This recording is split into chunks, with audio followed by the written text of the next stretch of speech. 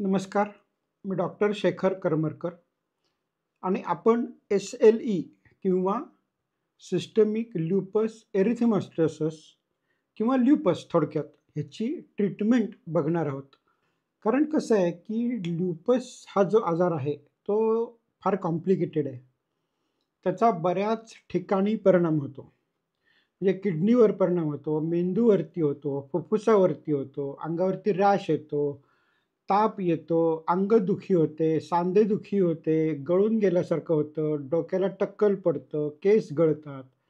म्हणजे ह्याचे असा तो एखादा राक्षस असावा आणि ज्याला अशी 10 तोंडं असावी, तशा प्रकारचं हे अक्राळ-विक्राळ असल्यासारखा हा रोग होऊन जातो.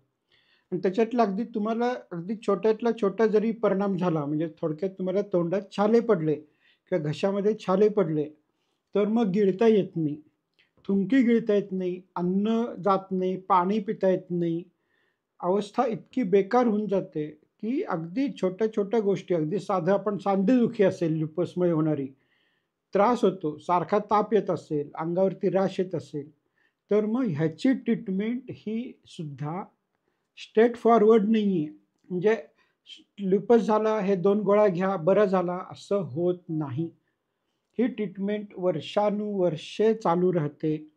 ह्याच्यामध्ये बऱ्याच प्रकारची औषधं वापरली जातात आणि औषधांशिवाय सुद्धा बऱ्याच प्रकारच्या गोष्टी ट्रीटमेंटसाठी आपल्याला करायला लागतात. तर आता आपण समजून घेऊया, की SLEची किंवा ल्युपसची ट्रीटमेंट कशी केली जाते. ल्युपसच्या ट्रीटमेंटमध्ये औषधं आणि औषधांशिवायच्या ट्रीटमेंट असे 2 मुख्य भाग पडतात. पहिल्यांदा आपण औषधांबद्दल बोलूयात.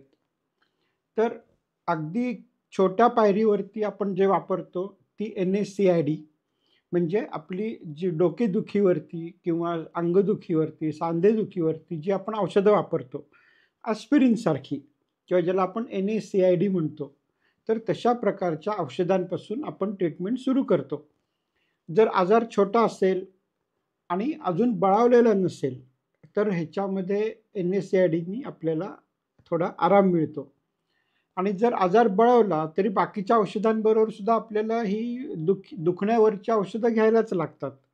त्याच्यामुळे NSAID किंवा ॲस्पिरिनसारखी जी औषधं आहेत, ती आपण ह्या ट्रीटमेंटमध्ये देत असतो. आता NSAID नंतर जी आपण औषध वापरतो, ते आहे हायड्रॉक्झिक्लोरोक्विन. आता हे जे औषध आहे, ते मुळात मलेरिया या रोगावरती वापरलं जाणारं औषध आहे. परंतु आपल्याला असं नंतर कळलं, की हायड्रॉक्झिक्लोरोक्विन हे औषध ल्युपसमध्ये सुद्धा उपयोगी पडतं. आणि हे जे औषध आहे, ते फर्स्ट लाईन ऑफ मॅनेजमेंट म्हणजे जेव्हा ट्रीटमेंट आपण सुरू करतो, ल्युपसचं आपल्याला डायग्नोसिस झालेलं असतं, तेव्हा बाकीच्या औषधांपेक्षा आधी आपण हायड्रॉक्झिक्लोरोक्विननी सुरुवात करतो. NSAID किंवा ॲस्पिरिनसारखी जी औषधं आहेत, ती ट्रीटमेंट ही सपोर्टिव्ह ट्रीटमेंट म्हणून म्हणजे त्याच्यामध्ये ॲक्चुअली त्या रोगावरती काही परिणाम करत नाही. ती सपोर्टिव्ह ट्रीटमेंट झाली. परंतु रोगावरती जी परिणाम करणारे औषध आहे, त्याच्यामधला फर्स्ट लाईन म्हणजे पहिल्या पायरीवरचं ड्रग म्हणून हे हायड्रॉक्झिक्लोरोक्विन वापरलं जातं. आता हायड्रॉक्झिक्लोरोक्विननी जर परिणाम होत नसेल किंवा अजून आपल्याला वेगळं काहीतरी पाहिजे असेल, तर मग आपण जातो स्टेरॉइड्स किंवा कॉर्टिकोस्टेरॉइड्स ह्या औषधांकडे. आता कॉर्टिकोस्टेरॉइड ही औषधं म्हणजे एक औषध असं नाही आहे. त्याच्यामध्ये जवळ-जवळ 15-20 वेगवेगळ्या प्रकारची औषधं आहेत आणि ज्याची स्ट्रेंथ किंवा पोटन्सी ही वेगळी-वेगळी असते. म्हणजे काही औषधं ही कमी तीव्रतेची असतात आणि काही औषधं ही जास्त तीव्रतेची असतात कॉर्टिकोस्टेरॉइड्समध्ये. आता उदाहरणार्थ हायड्रोकॉर्टिझोन 1% क्रीम हे अतिशय कमी तीव्रतेचं औषध आहे. त्याच्यामुळे ते आपल्याला चेहऱ्यावरती वापरता येतं. परंतु जास्त तीव्रतेची जी औषधं असतात, म्हणजे आता उदाहरणार्थ प्रेडनिसोलोन असेल, मग त्याच्यानंतर बीटामेथाझोन असेल, डेक्झामेथाझोन असेल, क्लोबेटासोन असेल, तर ही अशी एक-एक पायरीनी कॉर्टिकोस्टेरॉइडची औषधं चढत जातात. म्हणजे त्याची तीव्रता वाढत जाते. त्याला हाय पोटेन्सी म्हणतो आपण. आणि जेव्हा आपण सुरू करतो, तेव्हा लो पोटेन्सीने सुरू करतो आणि मग पेशंटला ज्या पायरीवरती आराम असेल, त्या पायरीवरती आपण थांबतो. कारण कॉर्टिकोस्टेरॉइड औषधं सुरू ठेवणं हे तेवढं चांगली गोष्ट नसते. कारण जरी स्टेरॉइडनी हा आजार आटोक्यात येत असला, तरीसुद्धा स्टेरॉइडचे स्वतःचे प्रॉब्लेम्स असतात आणि ते भरपूर आहेत. म्हणजे स्टेरॉइडनी डायबिटीज वाढतो, हायपरटेन्शन किंवा ब्लड प्रेशरचा आजार वाढतो. आपली स्किन जी आहे म्हणजे कातडीला जर तुम्ही स्टेरॉइडचं मलम किंवा क्रीम लावत असाल, तर कातडी पातळ-पातळ होत जाते. त्याला आपण स्किन ॲट्रोफी म्हणतो. म्हणजे अशी बऱ्याच प्रकारची म्हणजे हाडं ठिसूळ होऊ शकतात किंवा सायकोसिसवरती परिणाम म्हणजे मेंदूवरती परिणाम होऊ शकतो. तर अशा बऱ्याच प्रकारचे जे प्रॉब्लेम्स आहेत स्टेरॉइड्समुळे येणारे, म्हणजे स्टेरॉइड ही कशी दुधारी तलवार असल्यासारखी असते. म्हणजे एका धारेनी ते एस-एल-ई किंवा ल्युपस कमी करतं, पण दुसऱ्या धारेनी मग ते बाकीचे प्रॉब्लेम्स वाढवत राहतं. त्याच्यामुळे ही तलवार फार नाजूकपणे वापरायला लागते. मी की कमीत कमी पायरीवरती जिथं आपल्याला परिणाम होतो आहे, म्हणजे आपण सुरुवात तर करणार आहे हायड्रॉक्सिक्लोरोक्विननी, त्याच्यानंतर मग लो पोटेन्सी किंवा कमी तीव्रतेच्या कॉर्टिकोस्टेरॉइडनी आणि मग नंतर ही स्टेरॉइड आपण जसजशी लागेल तसतशी वाढवत जातो. आणि एकदा स्टेरॉइड सुरू केलं, की मग ते काय करायला लागतं, की लवकर संपायला पण लागतं. त्याला आपण टेपरिंग म्हणतो. टेपरिंग म्हणजे कसं असतं, की समजा दिवसातनं 3 गोळ्या दिल्या, मग साधारण 1 आठवडा थांबायचं. मग त्या 3च्या 2 करायच्या. मग पुढच्या तिसऱ्या आठवड्यात 1 गोळी करायची. मग अर्धी गोळी करायची आणि मग 4-5 आठवड्यांनी ते बंद करायचं. म्हणजे अशा प्रकारचे टेपरिंग डोस आपण देत जातो. मग त्याच्यामुळे फायदा काय होतो, की जर आपण हाय डोस म्हणजे समजा बेटामेथाझोन किंवा डेक्सामेथाझोन जास्त प्रमाणात दिलं आणि खटकन बंद केलं, तर मग विड्रॉलमध्ये जातो. म्हणजे जसं एखादा दारुडा जर त्याची दारू खाडकन बंद करून टाकली, तर त्याला सुधरत नाही. म्हणजे ह्याला विड्रॉल म्हणतो आपण. तसं त्या प्रकारचं एक विड्रॉवल या कॉर्टिकोस्टेरॉइड औषधांमध्ये आपल्या शरीरात तयार होतं. त्याच्यामुळे मग प्रॉब्लेम वाढतात. म्हणून असं विड्रॉल किंवा खाडकन बंद करणं असं आपण कॉर्टिकोस्टेरॉइड या औषधांच्या बाबतीत करत नाही. म्हणजे एकदा ती औषधं सुरू केली, की कमीत कमी पोटेन्सीची ठेवायची, कमीत कमी कालावधीकरता ठेवायची आणि मग लागलं तर नंतर मध्ये गॅप देऊन पुन्हा सुरू करायची आणि मग पुन्हा टेपर करायची. म्हणजे अशा प्रकारे ही अगदी निगुतीने अ, विचार करून हळू ही कॉर्टिकोस्टेरॉइड वापरायला लागतात. तरी पण आपला अनुभव असा आहे, की एकंदरीत पेशंटच्या ल्युपसच्या ट्रीटमेंटमध्ये जी 3 वर्ष, 5 वर्ष, 10 वर्ष चालू शकते. त्याच्यामध्ये स्टेरॉइड असं सुरू करणे, बंद करणे हे असंख्य वेळा आपण करत जातो. कारण दुसरा पर्यायच राहत नाही ना आपल्याकडे, की स्टेरॉइड सुरू करायला लागतं. त्याचा जरा रिझल्ट दिसायला लागतात. परंतु मग पुन्हा बंद पण करायला लागतं. आणि जर आपण असं केलं, की स्टेरॉइड समजा रोज 1 गोळी अशा पद्धतीने ते कंटिन्यूअस चालूच ठेवलं, तर मग त्याचे घातक परिणाम वेगळे आपल्या शरीरावरती व्हायला लागतात. त्याच्यामुळे स्टेरॉइड हे खूप जपून वापरायची औषधं आहेत. नंतर एक औषध या ल्युपसमध्ये जवळ प्रत्येक जणांकडनं वापरलं जातं. ते आहे एम-एम-एफ किंवा मायकोफिनोलेट किंवा मायकोफिनोलिक ॲसिड. तर हे एम-एम-एफची जी गोळी आहे, ती बऱ्याच जणांना स्टेरॉइड वाटते. स्टेरॉइडची ॲक्शन आणि मायकोफिनोलेटची ॲक्शन ही साधारणतः एकच आहे. ज्याला आपण इम्युनो सप्रेशन म्हणजे आपल्या शरीरामध्ये जी इम्यून सिस्टम आहे, ती दाबून ठेवणे, त्याचं सप्रेशन करणे, अशा पद्धतीचं काम हे स्टेरॉइडकडून पण केलं जातं आणि मायकोफिनोलेटकडून पण केलं जातं. आता स्टेरॉइड आपण का वापरतो किंवा इम्युनो सप्रेशन आपल्याला का लागतं आणि याचा ल्युपसमध्ये काय परिणाम होतो, ह्याच्यासाठी मी एक वेगळा व्हिडिओ बनवणार आहे. कारण हा खूप मोठा टॉपिक आहे. फक्त आता एवढंच सांगतो, की मायकोफिनोलेट हे इम्युनो सप्रेसंट आहे. ते कॉर्टिकोस्टेरॉइड सारखं काम करतं. परंतु एम-एम-एफ हे स्टेरॉइड नव्हे. एम-एम-एफचा मुळात सुरुवातीचा जो वापर सुरू झाला, तो किडनी ग्राफ्ट रिजेक्शन थांबवण्यासाठी.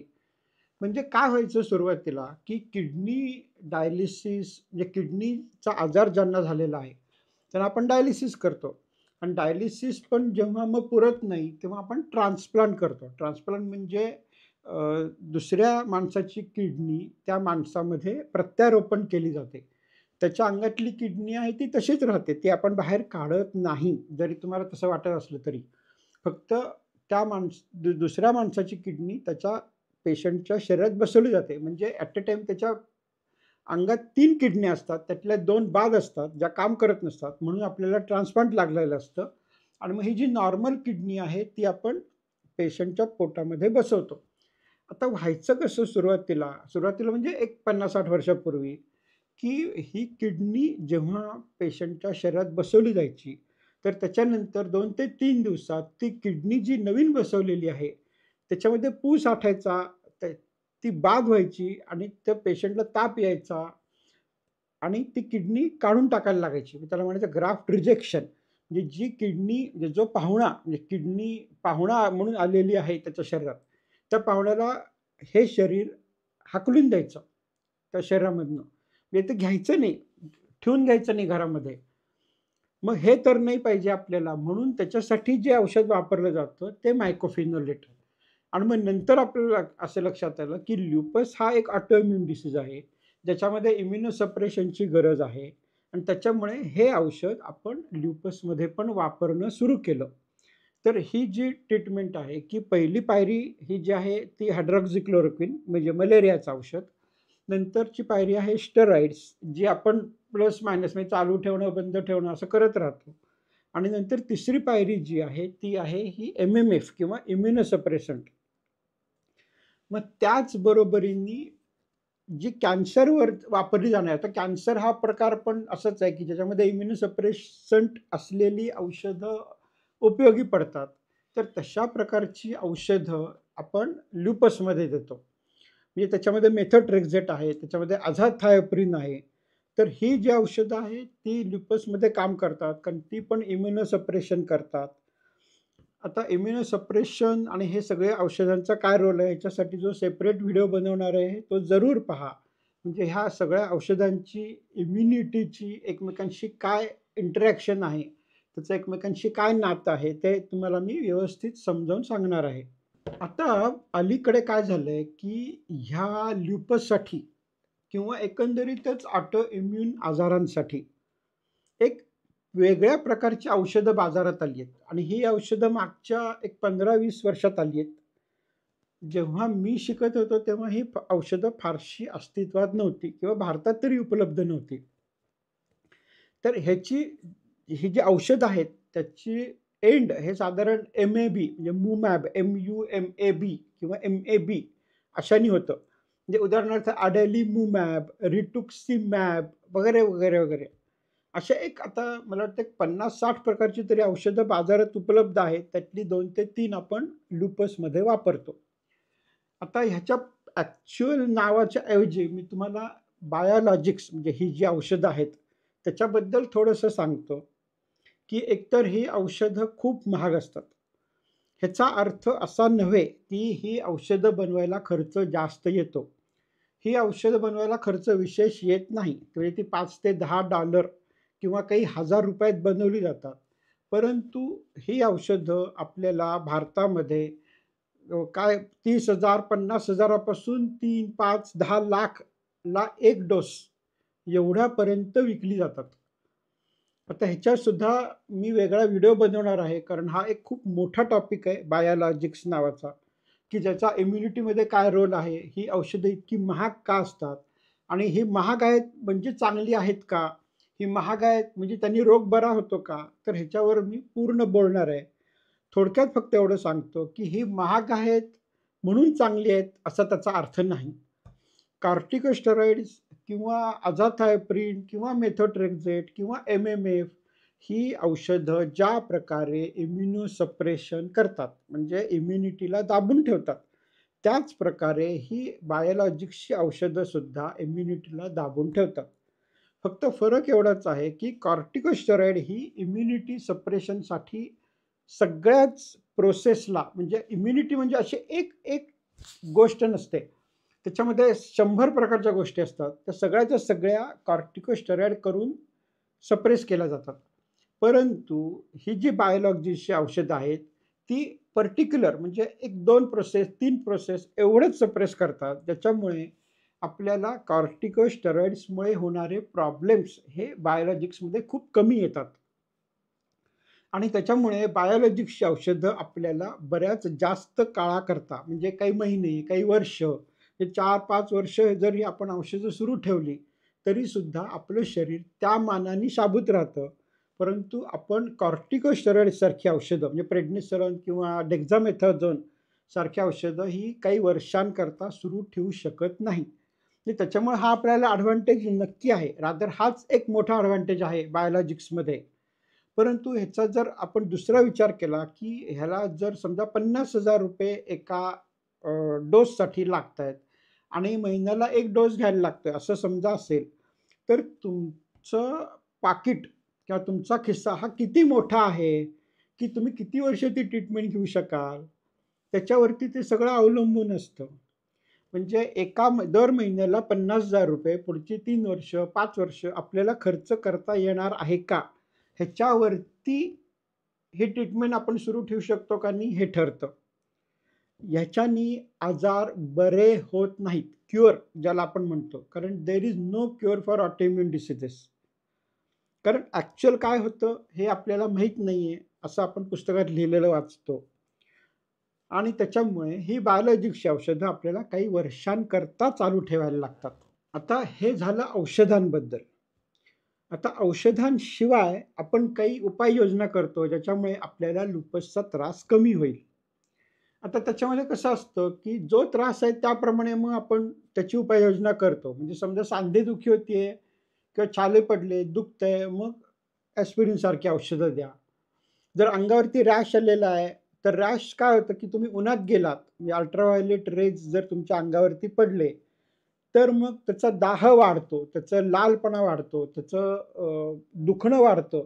म्हणून मग पूर्ण बाह्याचे शर्ट घालणे, पूर्ण लांब पॅन्ट घालणे, मोजे घालणे, गॉगल वापरणे, टोपी वापरणे, अंगाला ते सनस्क्रीनची क्रीम लावणे. म्हणजे अशा प्रकारचे जे आपण फोटो प्रोटेक्शन म्हणजे उन्हापासून संरक्षण देण्यासाठी जे करायला लागेल किंवा तीव्र म्हणजे दुपारच्या वेळी बाहेर पडायचं नाही. तर अशा प्रकारच्या आपण उपाययोजना करतो त्याच्यामध्ये. याला म्हणायचं फोटो प्रोटेक्शन किंवा उन्हापासून संरक्षण, जर रॅश असेल तर. आणि मग ह्याच्यानंतरच्या ज्या उपाययोजना आहेत औषधांशिवायच्या, तर त्या खूप महत्त्वाच्या आहेत. ह्या पुस्तकात दिलेल्या आहेत आणि मी माझ्या प्रोग्राममध्ये पुन्हा-पुन्हा हे सांगतो आहे, की ह्या जर तुम्ही उपाययोजना केल्या, तर तुम्हाला औषधांशिवाय तुम्ही लूपस बरा करू शकता. आता मी पुस्तकात काय दिलंय ते मी तुम्हाला सांगतो आणि तुम्हाला पटेल, की मी जे सांगतोय तेच पुस्तकात दिलेलं आहे.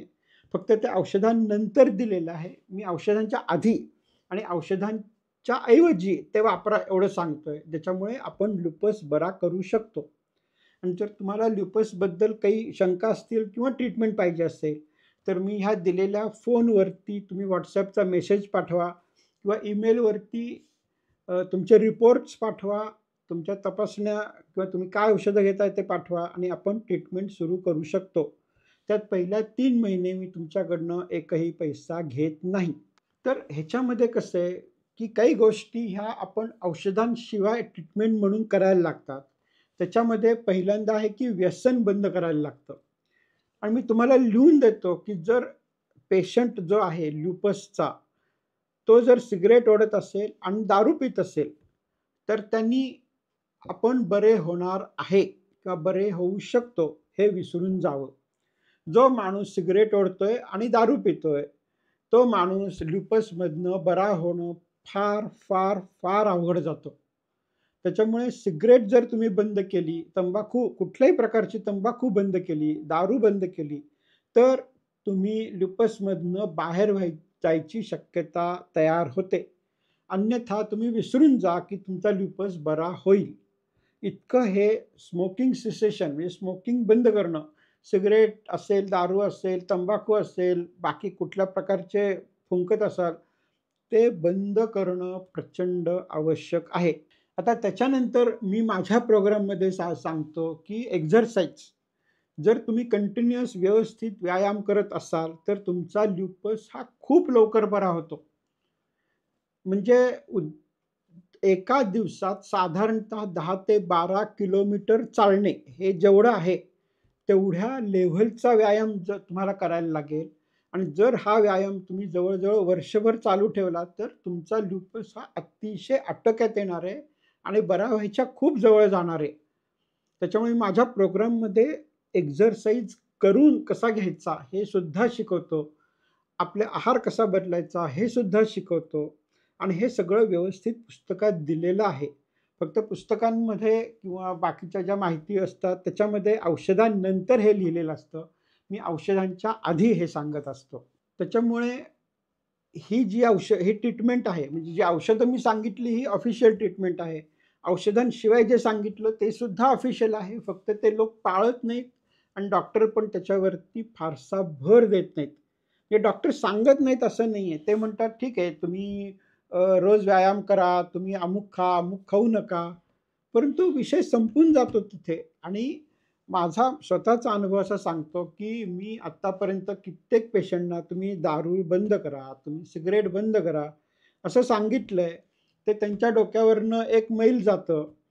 म्हणजे माझ्या क्लिनिकमधनं बाहेर पडून रिक्षात बसेपर्यंत सुद्धा त्याचा असर राहत नाही आणि किंवा ते रिक्षातच सिगारेट पेटवून फुंकायला सुरू करतील. जर तुम्ही असं वागणार असाल किंवा जर पेशंट असं वागायचं असेल, तर मग तुम्ही बरा व्हायची आशाच ठेवू शकत नाही. त्यामुळे तुम्हाला जर ॲक्चुअल लुपसमधनं बरं व्हायचं असेल, तुमचा औषधांचा, डॉक्टरांचा, तपासण्यांचा, व्हिजिट्सचा, ॲडमिट व्हायचा हा सगळा खर्च वाचवायचा असेल, बायोलॉजिक्सच्या औषधांचा खर्च वाचवायचा असेल, तर त्याच्यावरती एकच उपाय आहे, की आपली लाईफस्टाईल बदलणे, आपलं खाणं-पिणं बदलणे, आपल्या सवयी बदलणे, व्यायाम करणे, झोप व्यवस्थित घेणे आणि ह्याच्यावरती लूपस बरा कसा करायचा ह्याचा मी प्रोग्राम चालवतो. आणि जर तुम्हाला इंटरेस्ट असेल, तर तुम्ही ह्याच्यामध्ये सहभागी होऊ शकता. तुम्हाला काय वाटतं कमेंट्समध्ये जरूर लिहा. आता बाकीचे जे मी पुढचे बरेच भाग बनवणार आहे, त्याच्यामध्ये स्टेरॉइड्स किंवा बाकीचे इम्युनोसप्रेसंट्स कशी वापरली जातात. नंतर जे लुपसचे रॅश असतात, ते किती वेगवेगळ्या प्रकारचे असतात किंवा कातडीचा लुपस म्हणजे लुपसचा कातडीवरती, त्वचेवरती जो परिणाम होणार आहे, तो किती वेगवेगळ्या प्रकारचा असू शकतो. हे सगळं व्यवस्थित समजावून सांगणार आहे. त्याच्यामुळे हे तुम्ही YouTubeचे व्हिडिओज बघत राहा आणि तुम्हाला काही शंका असेल, तुम्हाला काही प्रश्न असतील, तुमचे काही कमेंट्स असतील, तर त्या जरूर लिहीत चला. धन्यवाद.